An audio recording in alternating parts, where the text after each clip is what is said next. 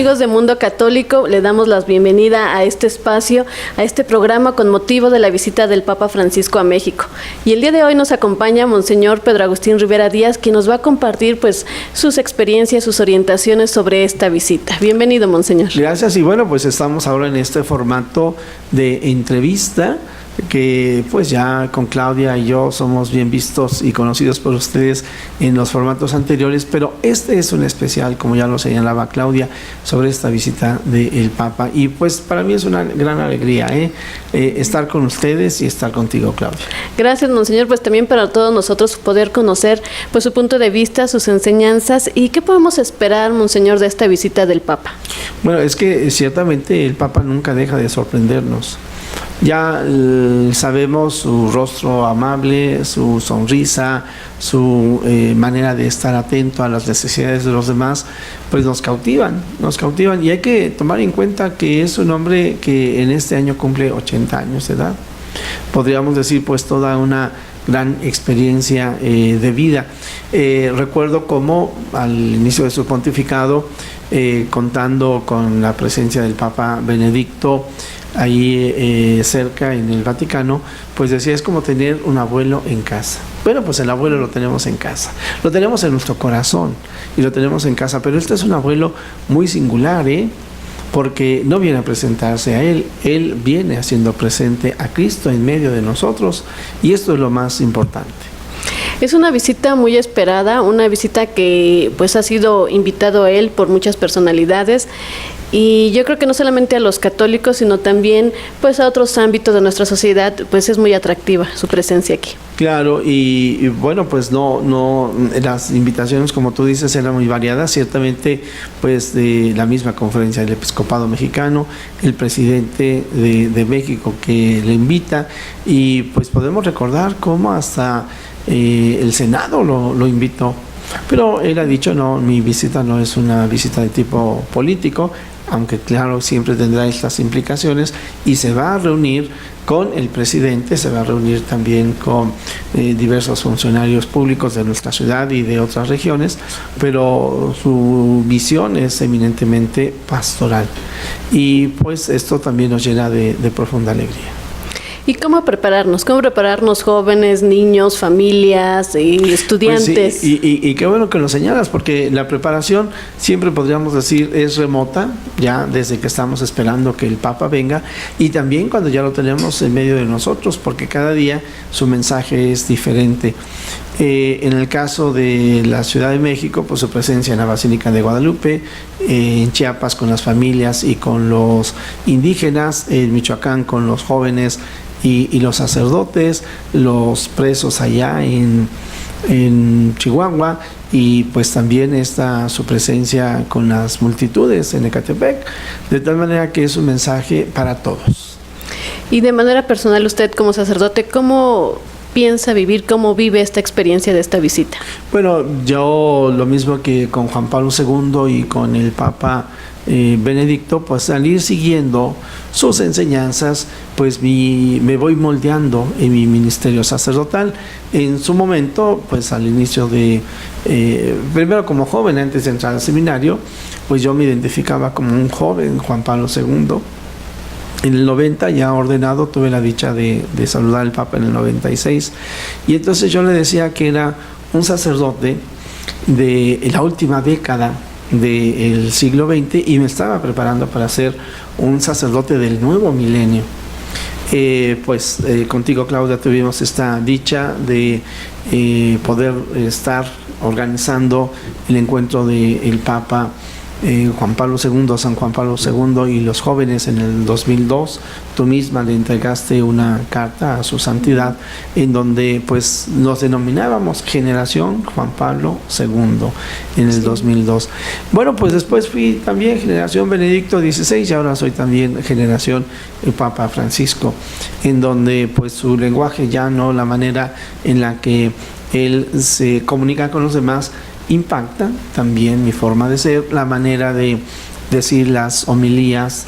Además hay que recordar que precisamente él nos ha dado una exhortación apostólica donde nos hablaba a todos los sacerdotes, nos daba indicaciones muy claras, muy precisas sobre las homilías y también sobre otras cosas más.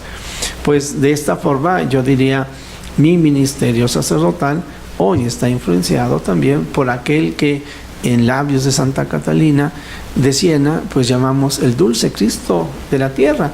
Esto es para mí y esto es para todos los católicos y siempre para mí me gusta mucho destacarlo porque ciertamente, ya lo decía al principio, los medios de comunicación pues están como que esperando lo que podríamos llamar la carnita como los tiburones, ¿no? Con mucho respeto, nosotros somos un medio de comunicación también, pero somos un medio de comunicación católico y cómo prepararnos pues con profundidad, no quedarnos solamente en emoción, no quedarnos con lo que escuchamos en los medios de comunicación, sino leer realmente los documentos del Papa. Esto es muy importante, ¿no?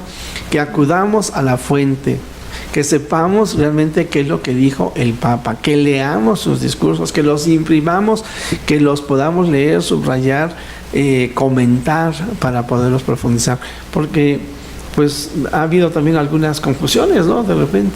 Sí, cuando pues a través de los medios de comunicación, sobre todo de las redes sociales, pues que vemos algunos mensajes, algunas frases atribuidas ahorita precisamente al Papa Francisco, pues cuando no ha sido él quien los ha pronunciado, y a veces no son mensajes pues digamos con un contenido malo, ¿no? Sino que pues no es él quien los ha dicho. Sí, entonces nos encontramos con que a veces algunas palabras fuera de contexto. Sí. Y luego, como en este caso, también algunos otros textos en donde ponen aparentes mensajes del Papa Francisco y palabras que él no ha dicho. Pero bueno, pues entonces por lo mismo, ciertamente yo me atrevería a decir, tener y escuchar al Papa de una manera muy receptiva y ciertamente también analítica y crítica. Eso es necesario para que podamos entender mejor lo que el Papa nos dice y cuál es su finalidad, sobre todo porque nos visita en el año de la misericordia. Sí, en este año de la misericordia, donde también viene a México, él así lo ha expresado, pues a encomendar a la Virgen de Guadalupe este año jubilar, este año en el que pues todos sepamos ser misericordiosos, donde en ella veamos esta inspiración como fuente de misericordia. Sí, María, Santa María de Guadalupe, Madre de Misericordia, porque pues podemos recordar precisamente esa ternura misericordiosa, podríamos decir, de nuestra Reina del Cielo cuando le dice a Juan Diego, ¿acaso no estoy yo aquí que soy tu madre? Y lo dice en un contexto en donde Juan Diego está preocupado porque su tío está enfermo y le dirá, mira hijo, que lo que te preocupa es nada. ¿Por qué? Porque aquí estoy yo, que soy tu madre, y podríamos decir que de esta manera Santa María de Guadalupe, la mensajera que nos trae a Jesucristo, es también Madre de la Misericordia, porque es la mensajera de la ternura de Dios, de la misericordia de Dios.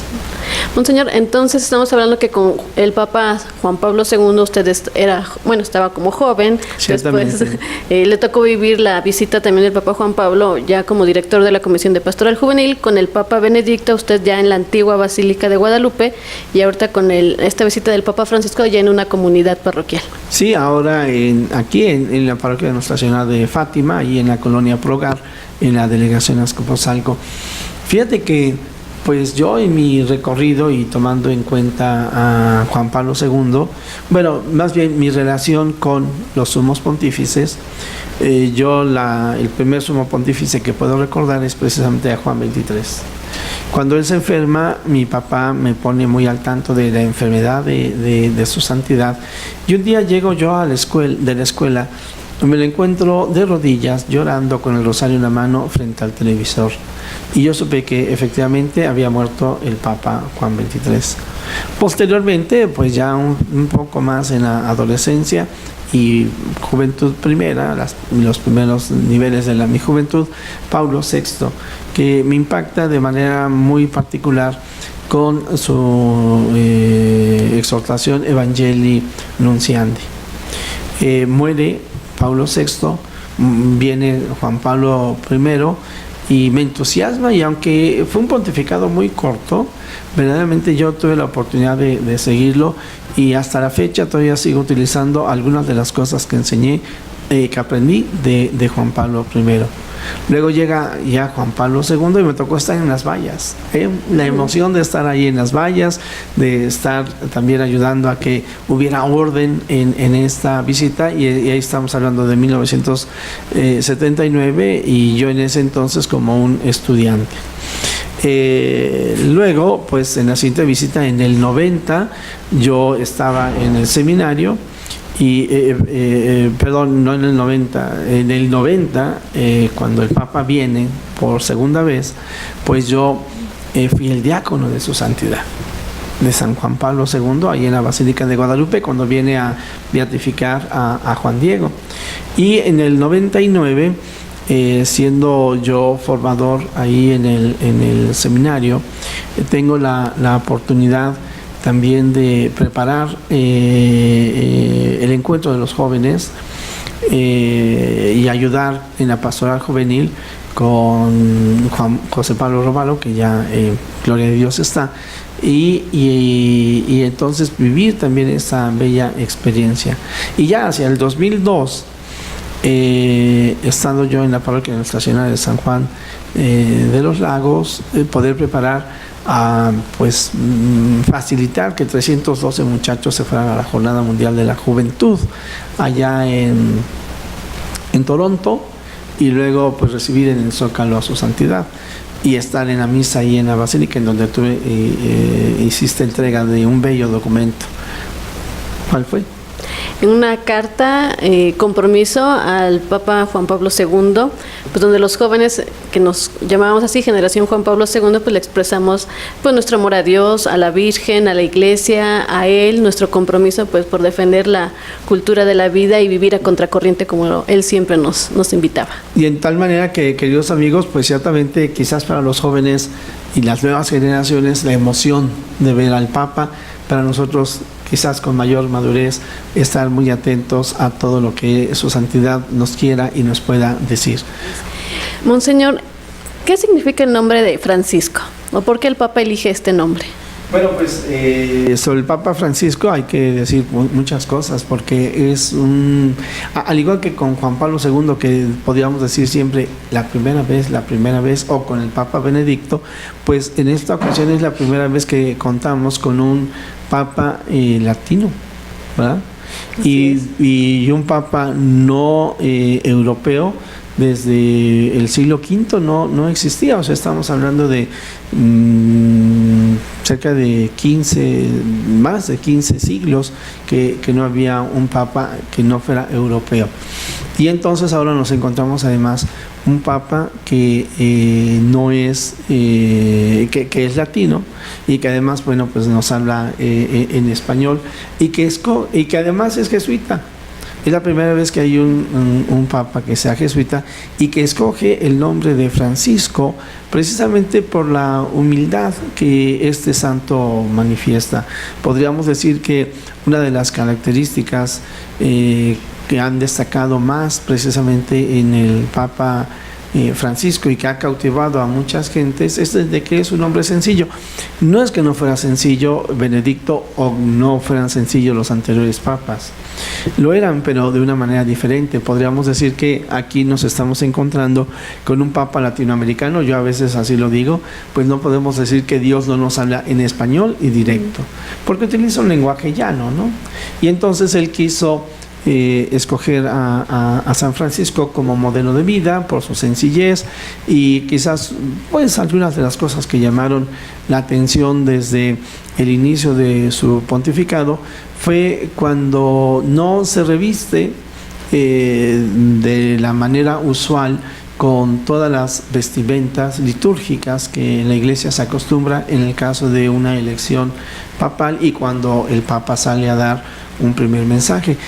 Yo aquí sí quiero decir que esto no lo hace ni mejor ni peor que los anteriores somos pontífices, porque aquí de repente en los medios de comunicación distorsionan algunos gestos, algunas palabras. Simplemente nos habla de su originalidad, como también cuando con mucha sencillez dice él oren por mí, me encomiendo a sus oraciones, que esto pues es muy común en muchos sacerdotes, pero bueno, en el Papa llama la atención, y también esto lo distingue en relación a lo que podríamos decir mucha gente está acostumbrada en su relación con la jerarquía.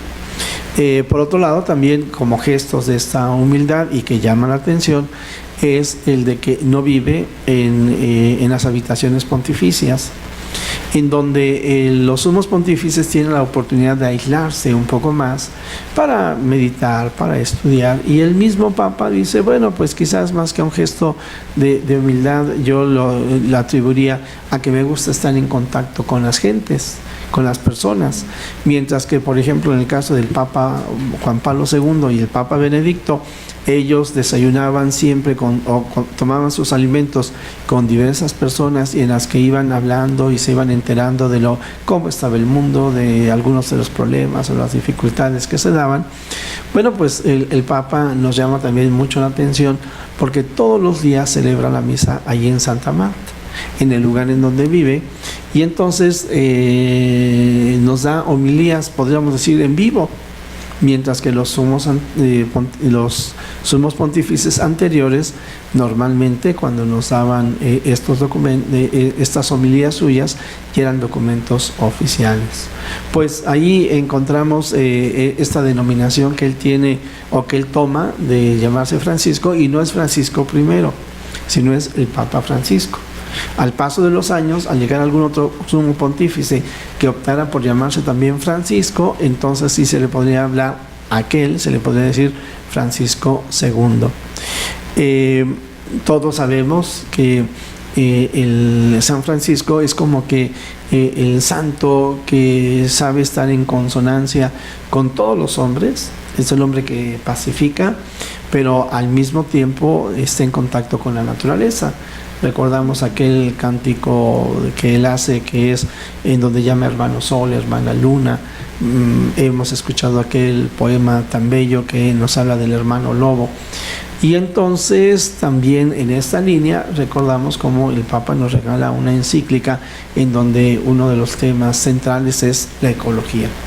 De hecho, utilizará para el nombre de esta encíclica el término Laudato Si, alabado sea mi Señor, ¿verdad? Laudato Si, o mi Signore, sería la expresión completa de San Francisco, y la encíclica solamente se llamó Laudato Si, alabado sea Señor. Esta encíclica que usted comenta, Monseñor, y también hay otros documentos que nos ha dado el Papa Francisco, la alegría del Evangelio, también otra característica que podríamos decir del Papa Francisco, la alegría.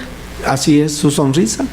Y su primera encíclica fue Lumen Fidei, que es la luz de la fe, y él mismo dice con mucha sencillez, en esta encíclica me ha ayudado el Papa Benedicto, el Papa emérito Benedicto, que destacamos también esto, es el pontífice que es elegido no por la muerte de su antecesor, sino porque habiendo renunciado, y bien lo decía el Papa Benedicto, no renuncio al pontificado, porque una de las tareas principales del Papa es orar por el pueblo de Dios, pero sí estoy renunciando a la función, y lo dirá no por cobardía, no por miedo, sino porque considero que el mundo necesita la presencia del Papa. Bueno, pues nos encontramos a un Papa que nos regala una primera encíclica y dice, bueno, pues esta encíclica fue escrita a dos manos por el Papa Benedicto, que ya había avanzado un poco sobre este tema, y que el Papa Benedicto nos regaló dos encíclicas, una sobre la caridad y otra precisamente sobre la esperanza. Faltaba esta de la fe.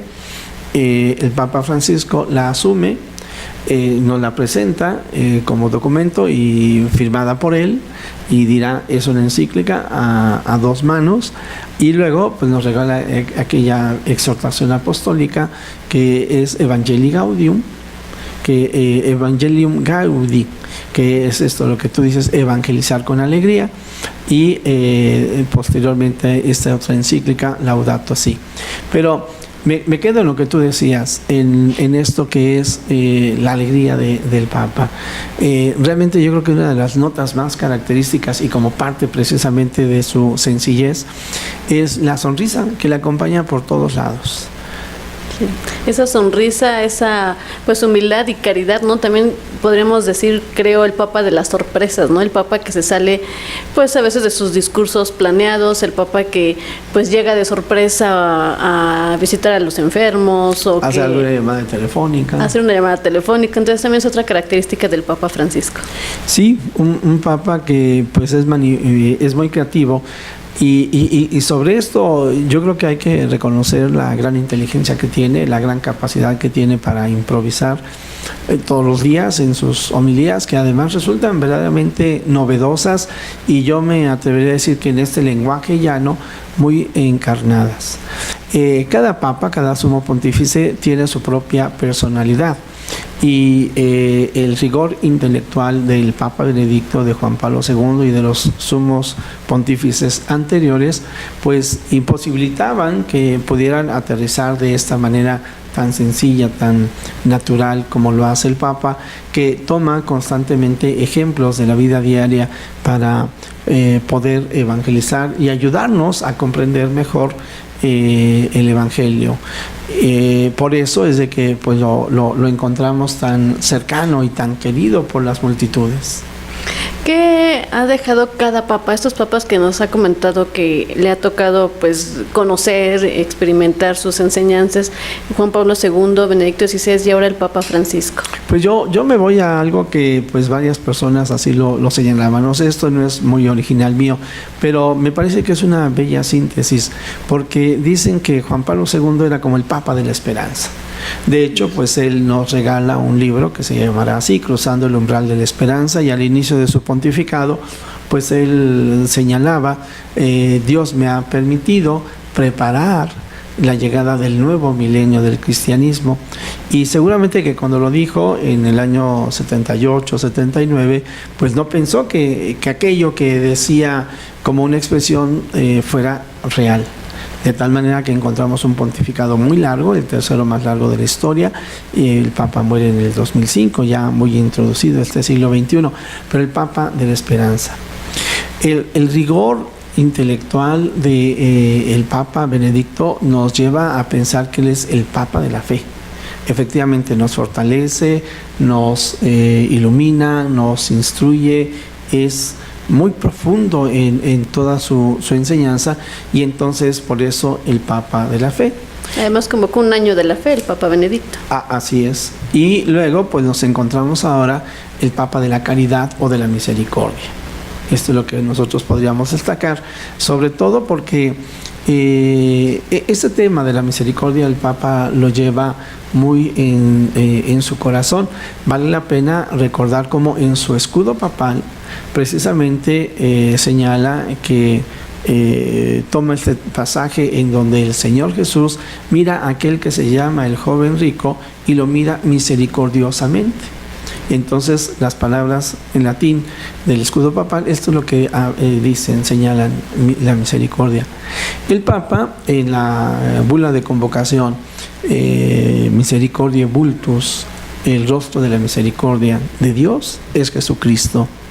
De esta manera pues él también va a señalar cómo este año de la misericordia es convocado en sintonía con el tema de la misericordia que sus antecesores habían hablado, pero en particular el Papa San Juan Pablo II, quien nos regaló la encíclica Dives in Misericordia, rico en misericordia, referido a Dios ciertamente, y encontramos como el Papa, una vez que ha sido elegido sumo pontífice y que pues de manera litúrgica inicia su pontificado, en las vísperas más bien en el domingo del Señor de la Misericordia, es cuando asume su papel como obispo de Roma, allí en San Juan de Letrán, y convoca al año de la misericordia también en las vísperas del Día de la Misericordia. Bueno, pues encontramos como el tema de la misericordia